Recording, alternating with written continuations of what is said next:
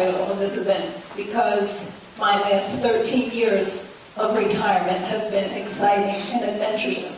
For example, I just returned from a second trip to Haiti, where our church, among many others, sponsors students at a school in a small village in the north central plateau. When I returned with over 700 photos, I wanted to find a way to share highlights of the trip. And I was reminded by an 82-year-old member of our church that I had PowerPoint on the computer that he had ordered for me online after I retired. So, with a friend's help and getting started, I produced 2 separate PowerPoint collections of photographs and then put together another 20 or so on a digital frame to show to homebound friends. Well, prior to traveling to Haiti for the first time last year, I would never have considered going there myself. Friends at church had been numerous times, and I did start sponsoring a student, sending a check. But then the school's director greeted me in October of 2011 with, "I'm so glad to see someone I know." Well, I didn't know him. But I became convicted that it was God speaking through him. And he was inviting me to get better acquainted. So I signed up and got to Haiti in the next few months. And I might mention, in the tradition of Christianity, we are compelled out of gratitude to a loving God to seek justice and mercy. And I translate that into practical caring for others.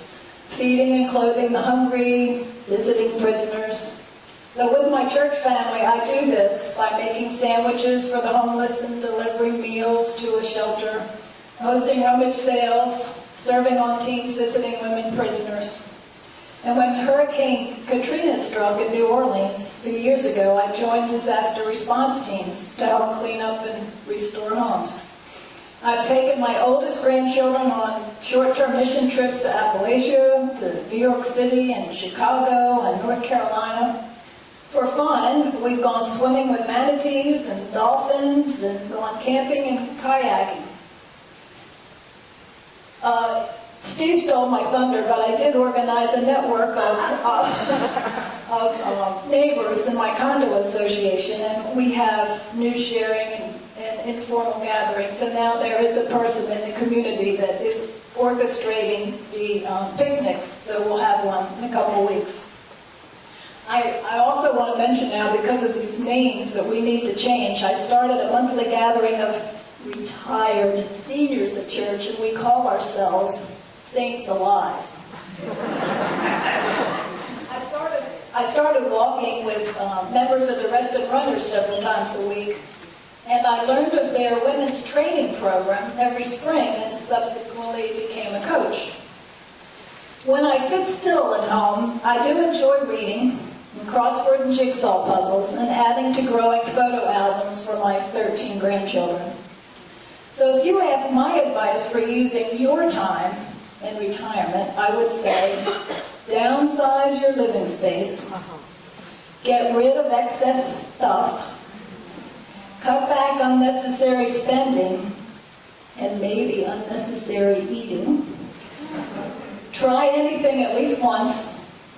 Find something you're really passionate about and go for it.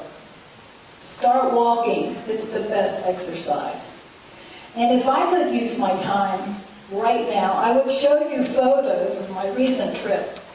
And I can carry them around on a little flash drive, and there's plenty more room for more. So why don't you come with me to Haiti in October? I'm going back again. You can see for yourself.